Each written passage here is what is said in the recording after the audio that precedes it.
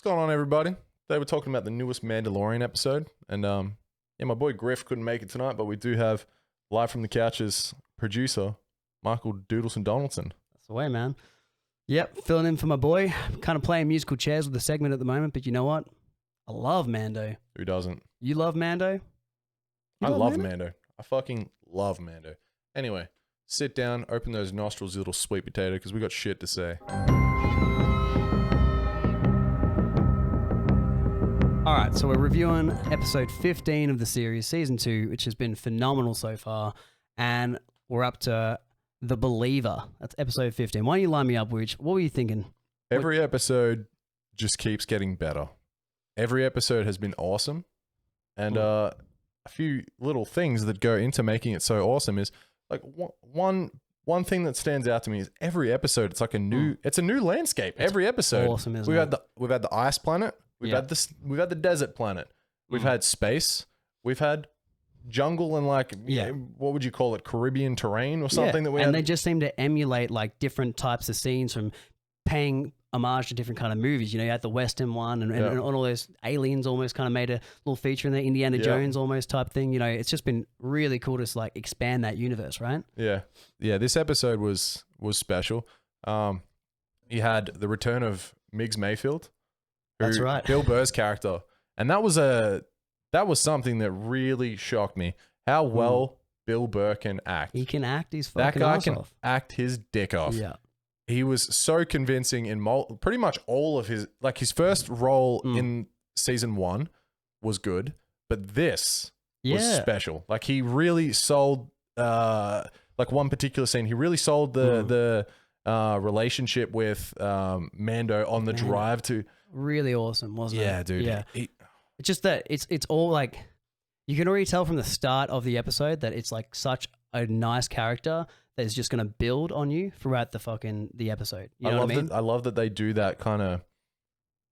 He goes from being the corrupt kind of greedy the character to, treacherous, and he redeems himself. Like this is Bill Burr redeeming himself in this episode, and then you really see it when they get to the destination with the Redonium, and he has that scene with probably one of the best villain I have ever seen. Like the villain that he talks to in the canteen in like the the stormtrooper barracks, and they have that like tense scene.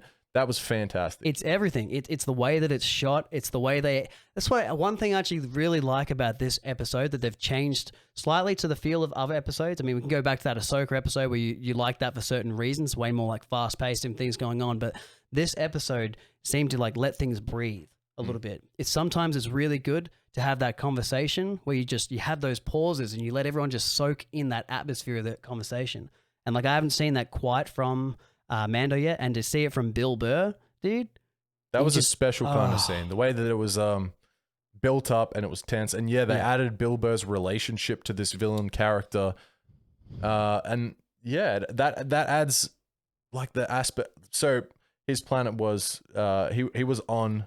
That was intense. Yeah, how do I explain it? What was that planet called? The one that he was on. He's talking about. We'll put it up on the screen for you. Yeah, he was talking about Operation. What's it called? Cinder, that's right. Okay. So they're talking about a previous operation that Bill Burr was in that led to the death of a lot of his comrades, right? I mean, and that actually comes out in his acting when he's talking to this villain character who's kind of like a remorseless, total shows no remorse. He's a war veteran though. He's hardened. You know what I mean? Yeah, he's that guy. Yeah, but he's at this table, right? And he's having a 1v1, Bill Burr with this villain, and he's meant to just be kind of keeping this this villain off their tail and not letting the villain know why they're actually at this base in the first place. Deception 101. Yeah, he's meant to just be keeping low key, but then you can see his emotion actually spills out in this conversation when the villain is showing no remorse for this operation that he was previously callous in. And disrespectful towards people who fell. Yeah, that he was. Yeah, as you said, his comrades. And you really see how well Bill Burr can act. Dude. It's amazing, like, dude. He's one of the funniest guys out there, and I love Bill Burr, dude. I think his rants that he goes on are one of my favorites, right? All right, let's go over the overview quickly of the episode. Obviously, we're getting to the climax of the season where you know, pardon me, Baby Yoda's been taken now by Moff Gideon, and that's like that. That was the tragedy last week, and now you've got them trying to somehow rally and team up. By the way, the team up's really cool. The crew's cool. Let's just quickly put that down. Obviously, you got Boba from last week. Came back with Fennec. You got Cara Dune. Yeah. Yep. And obviously, Bill Burr makes it for this episode, plus Mando, right? Not missing anyone there?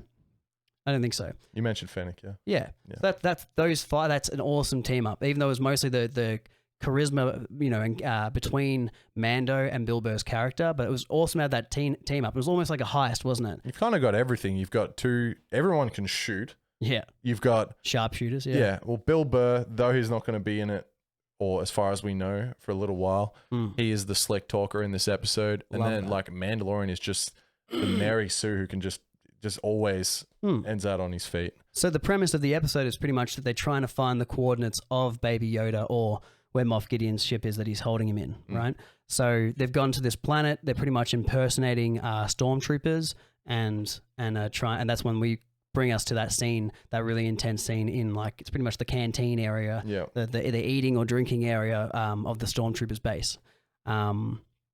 Just the scenery in this as well, awesome, like jungle. Like I would say, just like last week's episode, filmed on location again, looks amazing. Like it looks like a Star Wars movie. It looks like it really reminded me of like Rogue One with these awesome massive dude, when the TIE fighters come down, oh dude, come on, dude, I'm melting. Yeah, and I think like one thing a lot of people might have missed is right at the end when Mando appears as a hologram to Moff Gideon in the ship. What Mando says to Moff Gideon is exactly what Moff Gideon said to Mando in the first place when he got Grogu, Baby Yoda.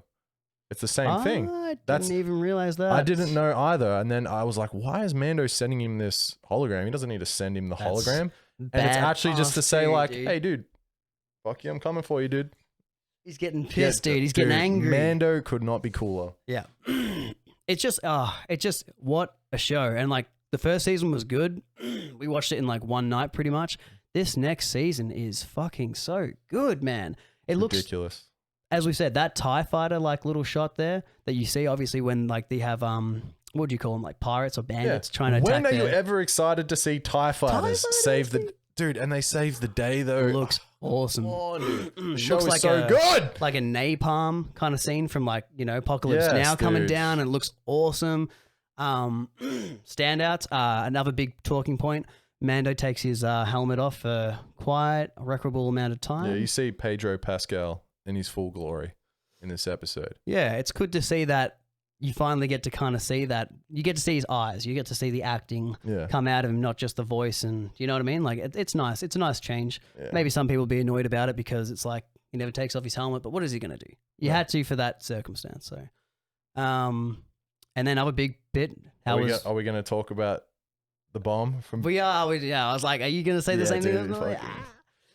Take me away, please. Dude, at the end, when you think everything could not be better, Bill Burr, Migs May has fucking shot the base and destroyed it through. What is it with the Empire and leaving vents everywhere, by the way? This is us talking to you, Empire, right now. The riders of the Empire. Stop leaving your vents just lying around open. Yeah, okay? dude, we see them. We know that they're there. Someone's going to shoot something down there and you're going to blow up. Yeah, look, you could a small gust of wind could probably blow up your base if you're going to leave a vent right on the top exposed like that. It's not the point. Anyway, the real big just feather in the cap at the end was when Boba's taking off. They've managed to jump off this exploding base onto the ship and they're about to set sail into freedom.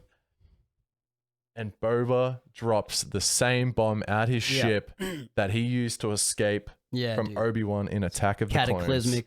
And it makes the same sound and it looks the same. Wow. My dick could not have been harder. Dude, and like now, like, okay, it's fan service, right?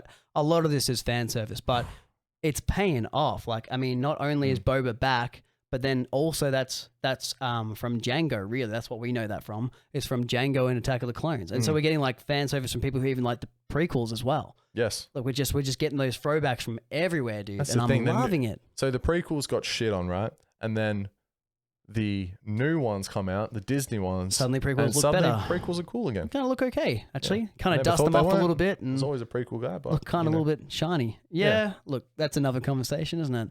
But anyway, dude, I love the fan service. They're bringing back all of the best parts of Star Wars, and they're reinventing it in the best kind of ways. Mandalorian, you have hit it out of the park. Yeah. Every episode has been so good this season, and I can't imagine they have not made the last couple episodes of this season just as good. So I'm pretty sure we're going to be in for a really good couple of Fridays. Yeah, man. Yeah, let's look forward to next week's episode. So I will indeed. all right, that's anyway, just our thoughts. Yeah. Yeah, that is just our thoughts. So enjoy them, and we'll see you next time. See you later.